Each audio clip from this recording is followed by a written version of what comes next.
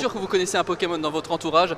Si vous êtes un Pokémon, n'hésitez pas à venir sur le salon pour gagner des cadeaux toute la matinée et pour rencontrer, peut-être voir tout à l'heure aussi Julien Bardakov qui sera là pour discuter avec nous de cette création finalement, de ce qu'il a eu en mémoire, en tête. Et Julien Bardakov, justement, on parle de lui et il arrive sur le plateau tel un Pokémon sauvage qu'on vient d'invoquer. Nickel, on peut te laisser t'installer à ma droite. Sur le plateau.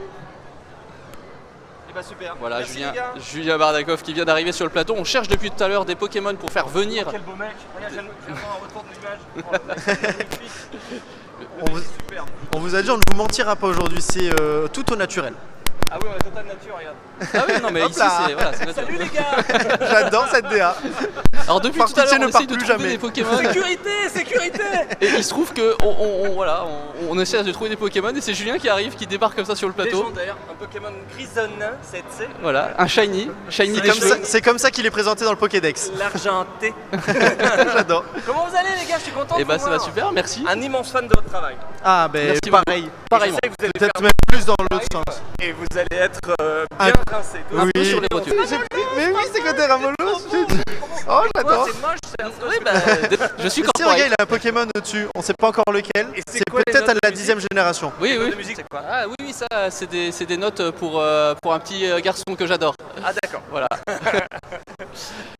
Julien, merci d'être avec nous. On est en Merci direct, à vous, tu l'as merci dit. à vous de m'accueillir, merci à tous d'être là. C'est mon premier Met Story, je suis hyper flatté d'être invité au même titre que des immenses comédiens et grands noms de la pop culture. Dont Jonathan. Dont Jonathan, Évidemment. laisse-moi le temps de le faire. En tout cas, je suis remonté comme une baraque à frites. Bah, d'ailleurs, tu revois des gens que tu as vus sur d'autres questions que tu connais bien. Alors, T'avais pas fait la cuisine avec Gastronogeek à un moment? Gastronogeek, on n'arrive pas à se trouver une date pour pouvoir faire un truc en même temps. Maintenant, on va faire de la cuisine sur scène ensemble là, pendant ce week-end-là. Gastronogeek, j'adore ce qu'il fait. En plus, tu vois, Zelda... Alors attends, on a un petit problème de technique, me dit-on. Il y a un problème sur le micro de Julien? Le mien? Allô? Attention, démontre regarde vos bien. branches. C'est comme la box. Ouais, Là, faire ça. on m'entend. Moi, si on m'entend, moi, Ah bah là, on m'entend. Bienvenue à tous. Donc, Promotion sur le fromage reprenons. du Cantal, rayon B. Là, on m'entend. donc Oui, voilà, donc j'ai retrouvé des copains et surtout Jean-Pierre Michael avec qui j'ai fait un jeu. On avait fait Watch Dogs ensemble. Il faisait la voix du héros. Donc on est resté assez longtemps ensemble pour faire le héros, ça c'était cool. Emmanuel Curtel, on a dû faire 2-3 jeux, mais il n'avait pas des rôles principaux. Mais on se croise en convention et il est trop marrant ce mec. Alors les conventions comme ça, t'en fais beaucoup et c'est quoi le ressenti que t'as quand tu peux voir vraiment ton public comme ça? Bah, moi, le fait d'être toujours avec des copains et de répondre présent aux invitations, parce que c'est toujours fermé de gens qui, bon voilà, ils me disent bah viens à Metz, tu verras, c'est cool. Alors ok, je viens. Et c'est de rencontrer les fans et de savoir ce qui les marque. Par exemple, tu peux avoir des fans de Scarabrut alors que tu très longtemps que tu n'avais pas entendu ce nom, tu vois, et que ça avait marqué Scarabrut au même titre que Ramolos ou je sais pas quoi. Ramolos? C'est les seuls qu'ils avaient en chemise, mais j'adore quand même. Bah oui, on savait, c'est joli en plus. Voilà, donc c'était aussi rencontrer et muscler un petit peu Plume pour faire des choses qui vont plaire, ce qui est de m'inspirer de ça.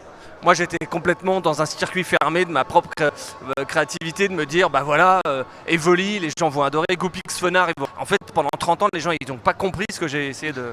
Mais on va en parler justement dans quelques temps. Juste pour présenter un petit peu ce que tu fais pour ceux qui ne te connaissent pas encore, il doit y en avoir présentation, c'est pas mal, 3 heures plus tard. Très peu.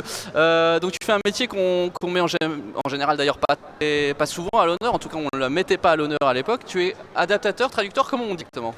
On dit adaptateur.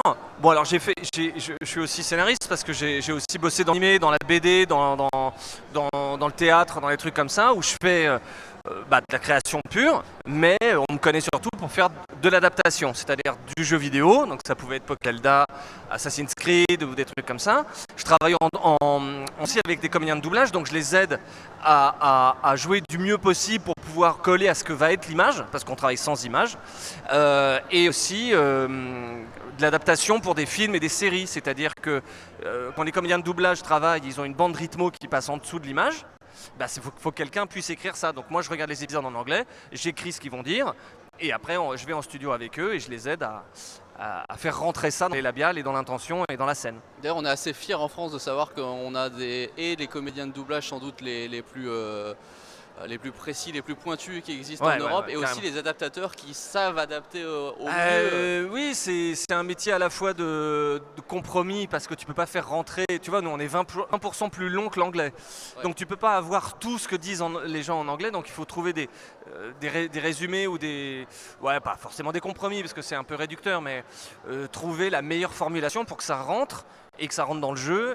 Et que ça, enfin dans le jeu du comédien et dans l'image, voilà. Et c'est un métier qui est mal en point aussi parce que l'IA le fait très bien aussi. Mais il n'y a pas les mêmes sentiments, il n'y a pas les mêmes rêves. Parfois, il faut vraiment s'éloigner de l'original pour que ce soit drôle. Alors, on va parler évidemment de ce pourquoi tu es le plus connu. C'est 151 premiers Pokémon Les 251, fais gaffe quand même, Pokémon sinon je me casse. pour Nintendo. Donc, ça veut dire qu'à l'époque, tu bossais pour... Ouais. Pourquoi tu as décidé d'arrêter tes études à la Sorbonne pour partir au Japon? Putain, le mec a fait... j'ai pas décidé d'arrêter mes études, je continuais mes études. C'est-à-dire que je travaillais chez Nintendo et tous les étudiants, et je me suis dit autant travailler dans le jeu vidéo parce que je suis un otaku. Oui, voilà, bon là j'ai un peu progressé, maintenant voilà, j'ai une vie sociale, mais à l'époque j'en avais aucune et j'adorais les jeux vidéo et je ponçais des jeux en import et j'apprenais le japonais en même temps que je faisais ce petit boulot de hotliner. Ouais. Et l'opportunité s'est présentée de faire un test de traduction en interne chez Nintendo. Pour Terranigma. Excuse-moi? Pour Terranigma. Alors non, déjà pour des manuels. Ah ouais. Déjà les manuels du jeu. Et ça a été un des trucs que je continue à faire d'ailleurs, parce que quand Pokémon est sorti, non seulement j'ai fait les dialogues, les attaques, les villages, les humains, les Pokémon eux-mêmes, mais aussi le packaging, la notice, enfin tous les trucs promotionnels que tu as pu voir autour de Pokémon. Et c'était donc 2 traductions assez concluantes. On a fait Terranigma, bien joué. Qui est un de mes jeux préférés, vous pouvez le voir sur gametree.net d'ailleurs, je l'ai testé il y a Alors, quelques années. pire trad. Ça se sent que je ne savais pas écrire bien encore. Vraiment, c'était pas drôle. Mais j'avais mis le nom de l'héroïne. J'avais rebaptisé l'héroïne Selina. C'est-à-dire que c'est pas du tout le nom de l'héroïne dans le jeu, parce que c'était une fille que je convoitais, on va dire. Et ça n'a pas du tout marché, le fait de dire « Ah, t'es le... » Elle s'en fout complètement et ça n'a pas marché. Voilà. Mais ça a été les prémices de rebaptiser les héros. Ouais, voilà. Et attends, tu as parlé de hotliner. Alors pour les plus jeunes qui nous regardent, la hotline, est-ce que c'était le fait d'appeler un service pour avoir les astuces? C'était la hotline, ces hotlines là? Ça s'appelait le SOS Nintendo. Ah c'est ça, c'était le SOS Nintendo. Vas-y, ça marche ou pas? Tout le monde a peut-être pu voir. Non, je sais pas si ça marche. Ça marche on pas. T'entends pas. En tout cas, vous avez vu que je ne sais pas brancher un micro. Ouais. Là, j'ai beaucoup galéré. C'est Moselle TV, c'est voilà, la télé sans compromis.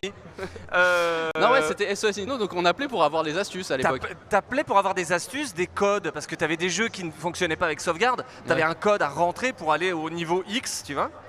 Donc il y avait les astuces ou alors parfois des questions un peu farfelues ou des gens qui t'appelaient pour t'engueuler parce que la console marche pas, mais tu te rends compte qu'il a pas de télé. Ça arrive. Voilà, donc moi j'avais écrit, ça sortira peut-être un jour, j'ai toutes les brèves, comme les brèves de comptoir, j'ai les brèves de hotline. Ok, super. Voilà. Ça marche? Ça marche. Ça va, Ouais. pour toi ça marche. Alors quand on en revient à Pokémon, justement quand arrive Pokémon, on te dit quoi concrètement pour présenter le jeu tout au début? Ouais. Qu'est-ce qu'on te dit Eh ben on me dit que c'est un jeu qui ressemble un peu à un RPG, avec un truc de collection et que les personnages qu'on collectionne, les créatures, Les elles monstres. se bastonnent. Et on les collectionne. Donc moi je me suis plutôt arrêté sur le côté on se bastonne. C'est pour ça qu'il y a toute une litanie de combats. Il y a Taignon, il y a Carabaf, il y a Hippotrampe, il y a... Il y a Roucou, d'ailleurs les gens il y a disent Roucou, il y a c'est- Route Carnage. Ouais, bravo, tu l'as placé, super. c'est Rico qui voulait que je le place. Ce que j'ai passé. Non voilà, donc c'était surtout une histoire de combat de Pokémon qui me faisait assez mal. Mais c'était un RPG, c'est-à-dire que c'est du tour par tour. Comme Final Fantasy, que j'aimais beaucoup, ou Fantasy Star, encore plus vieux sur Mega Drive. Tu connais tous ces jeux-là, Fantasy Star 2 et tout? Évidemment. Oh, Je dirais pas, mais il a 60 ans. il y a 100 ans. Dans ma tête en tout cas j'ai 60 ans. Ouais. Fantasy Star 2, tu te souviens? Bah oui. Oh, j'adore. Avec la fille qui s'appelait Ney, qui se battait avec des griffes comme ça. Ouais. Sacrée époque. Ah, c'était une super Ça, on va époque. faire les vieux, on va tout de suite Ah, faire non, les non, vieux mais- cons là. Toutes les musiques, tout était dingue dans ce jeu. Et ça a été vraiment... Il y a Akira et Fantasy Star 2. c'est les deux trucs qui m'ont adoré. Voilà, Donc plutôt du JRPG quoi. du JRPG et des trucs comme ça. Donc voilà, on me fait jouer à Pokémon et on me dit, bah vas-y, traduis. Contraintes qu'on t'a donné à ce moment-là, est-ce qu'on t'a dit, est-ce que tu avais vraiment des contraintes d'adaptation en libre cours Bah, il y avait personne qui allait relire derrière moi, donc là où il y avait un contrôle, c'était sur les noms des héros, certains noms d'attaque, les noms des villes. C'est pour ça que j'étais au Japon pour le faire, parce que c'était en direct et que ça allait beaucoup plus vite. Terranigma, je l'avais traduit, je l'avais envoyé fax, ma traduction à l'époque. Ouais. Alors, fax pour les jeunes qui nous Et regardent, les gens qui nous regardent, du tout ce que c'est un fax, c'est comme Internet mais en moins rapide. mais en papier. En papier. Et les contraintes d'affichage, parce que tu sais, il y a des petits d'affichage de texte. Donc les noms de Pokémon ne pouvaient pas dépasser 10 caractères, les autres 12 caractères, et ainsi de suite. Il y avait toujours un truc comme ça. Par exemple, Arène. Arène, tu le voyais affiché sur le jeu lui-même, façade. Et c'était gym avant. Mais je pouvais pas mettre gym parce que gym, c'est j'aime la gym. C'est pas un gymnase. Dans le sens gymnase scolaire. Un gymnase, comment t'appelles ça antique, oui. C'est pour ça que j'ai gardé un peu les trucs. Il y a de l'arène, du Colisée. Il y a un chef d'arène qui s'appelle Auguste. Donc je voulais aussi un truc un petit peu gréco-romain. Mais arène, j'avais que 3 lettres. Donc je voulais pas faire ARE parce que les gens allaient faire RE. Donc j'ai fait ARN pour qu'en le voyant écrit, ils disent pas Arne, mais ils disent arène. Ah, c'est l'arène. Parce que j'avais que 3 lettres possibles. Et tu avais des contraintes aussi sur, forcément dans l'adaptation, tu avais des contraintes aussi sur les noms qu'on peut pas traduire. Oui, par voilà. exemple, Pipi, il y avait l'exemple de Pipi, on peut pas. Pipi, j'ai réussi à pouvoir le traduire. Mais Pikachu, Nidoran, Lugia, Mewtwo, Mew, tout cela, j'avais pas le droit. Ah, pas le droit quand même. J'avais pas le droit parce que Nidoran avait potentiellement un destin d'être une mascotte. C'est pour ça que tu le vois quand tu allumes la console. Tu vois un Nidoran qui se bat contre un Ectoplasma. Les deux sont dans mon top 5. Ah, mais Parce qu'il y en Ectoplasma a a eu plus, beaucoup de après il y en a succès. eu. Tu sais, il y en a eu 1000 autres derrière. Ouais. Donc maintenant, faire un top 5, c'est chiant. Ouais. Mais ils sont dedans. Ah, mais Ectoplasma, J'ai du mal je à suis faire très évoluer Nidorino. J'ai Nidorino, beaucoup de ouais. mal. Comment il évolue Nidorino Pierre d'ailleurs Lune. C'est une pierre lune. Ouais, c'est ça. C'est ça. Bien joué, il a bien À révisé. quel niveau évolue Magikarp? On va voir si t'es fort. 20. Bien. Non, mais on a travaillé nos classiques. Comment évolue Matchhopper? Échange. Allez là. Ah, t'as des places de cinéma, gagné. Ils sont quoi forts, Je te fais ils gagner les sont places forts. de cinéma du coup. Yes. Voilà, c'est tout. À bientôt. Et donc tes idées finalement, elles étaient drivées par quoi? Feeling ou c'était C'était au feeling et c'était voilà, des callbacks à ce que je pouvais avoir aimé dans les jeux de rôle. Donc je faisais du Donjons et Dragons, je faisais du JRTM qui était le... Tu vois ce que c'est jeux de rôle de la JRTM? Terre numide? Putain mais t'es fort en fait, comment tu t'appelles? Les présentations 5 heures après. Ah moi c'est tout. Donc ouais, JRTM bien sûr. Ce qui n'était pas les mêmes repas de certaines races. Parce que tu vois, t'avais les golems. Les golems dans JRTM, c'est complètement balèze en fait. Alors qu'il y avait des golems qui étaient pourris dans Donjons et Dragons. Et après Magic, j'ai beaucoup fait de Magic. Donc tu avais le golem d'Obsidian, tous les trucs comme ça. Et c'est pour ça qu'on retrouve Grolem dans Pokémon. Parce que j'aimais bien l'Heroic Fantasy. Qui évolue aussi par échange au cas où. Grolem Gravalanche. Gravalanche, En gros, par échange. Grolem c'est par échange. Ok, Donc bien joué. C'est tous ceux que je pouvais pas avoir quand je jouais à la version rouge et Car jaune. Et j'étais tu es triste. seul, David. Mais- Je vais t'offrir un monde. Merci. Bon, Ludo qui me regarde. Non, voilà, et quoi d'autre comme influence, les mythes et légendes grecques et Et je me demandais justement, parce que quand j'ai revu toute la liste des Pokémon, là il y a Tentacruel. C'est une ref à Pantagruel, par exemple ou c'était... Non, j'aimerais me faire dorer Bah, maintenant, ça le sera- fait en disant un coup bien C'en est une sûr, maintenant. mais pas du tout. Non, il y avait c'est vrai que j'ai pas référence à Pantagruel et Gargantua. J'aurais pu. On peut encore le faire. Oui, On peut réinventer des encore noms. d'autres. Ah, je pourrais le faire dans d'autres jeux, bien sûr, mais c'est vrai que j'ai pas. Alors que je suis allé à Nice, par exemple. Je suis rentré dans Pantagruel. C'était Pantagruel ou Gargantua?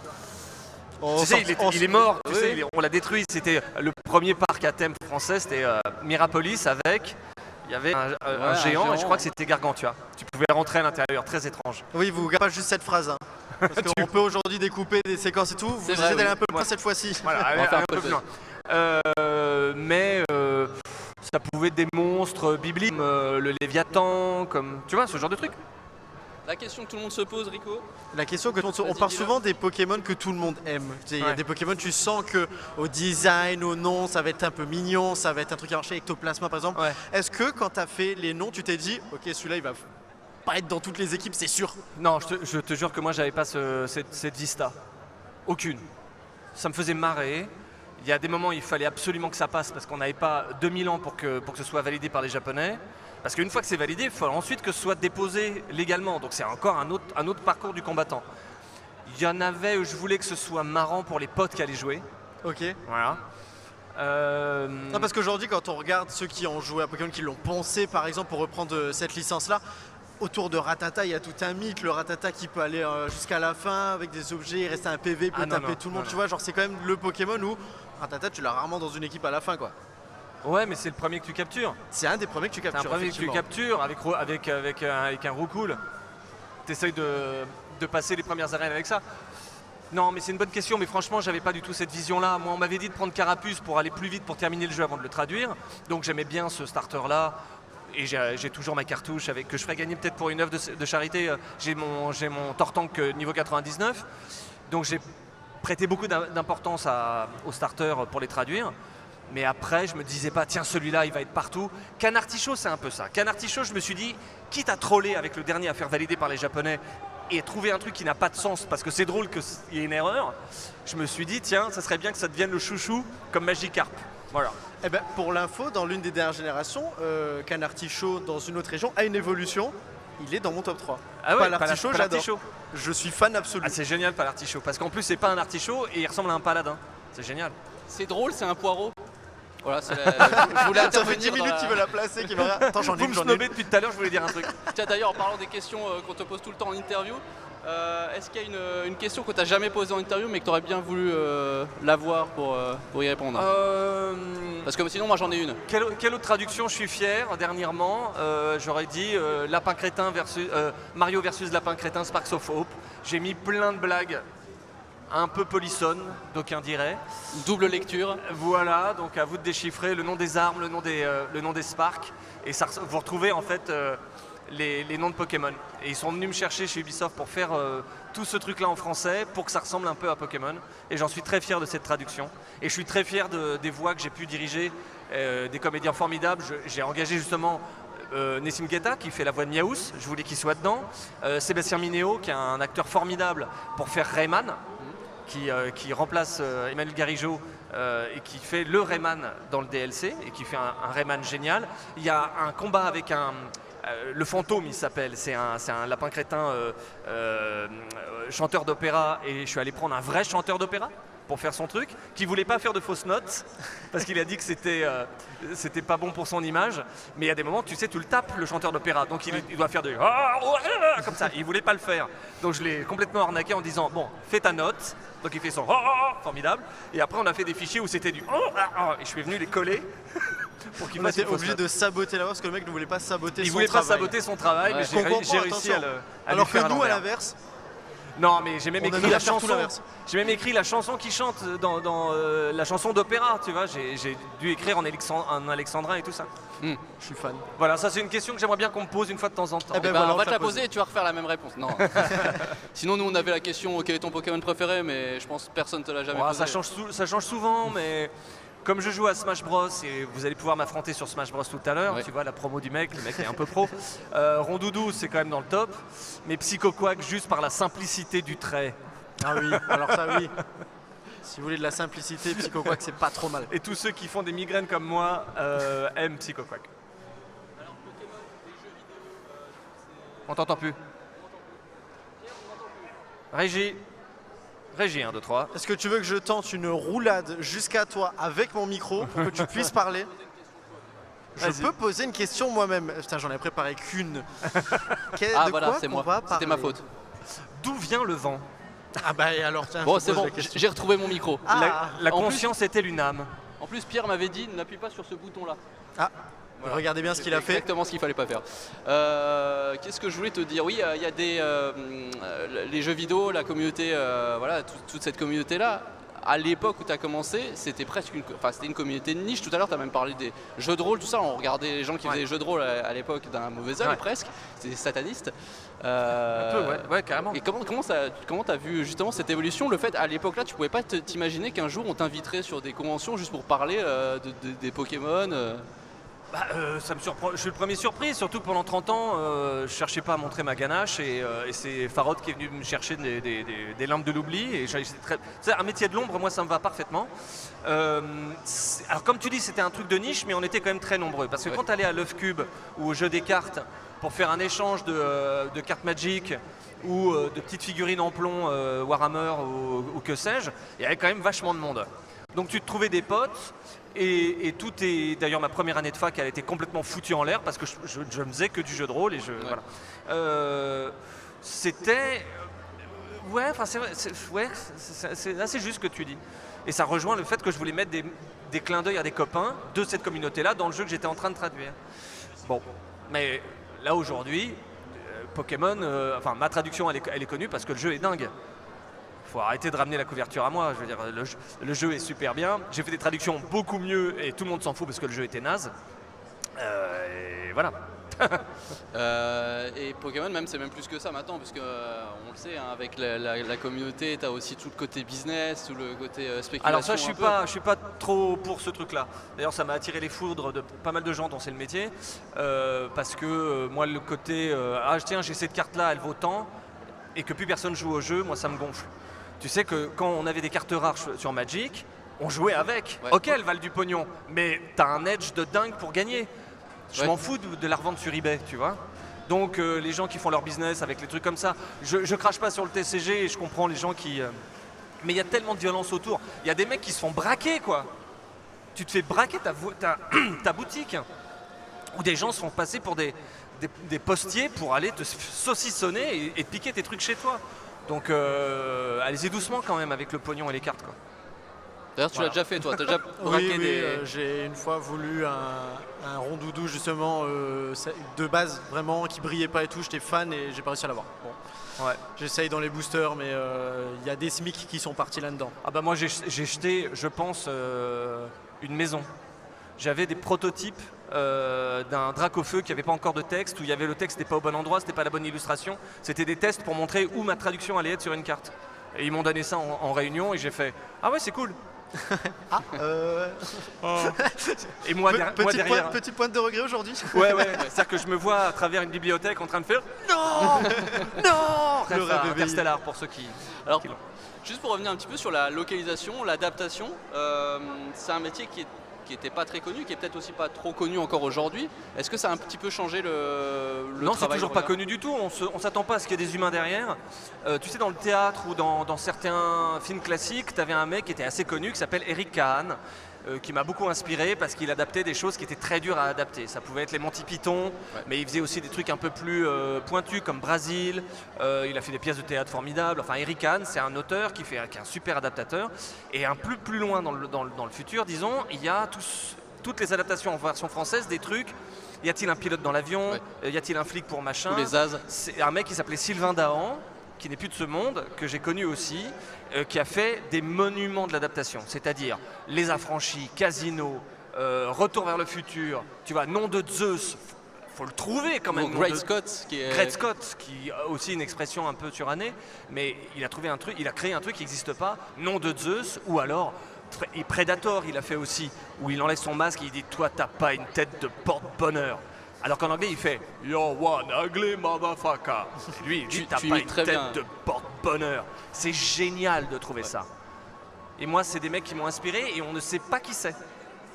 Ah ouais. Voilà.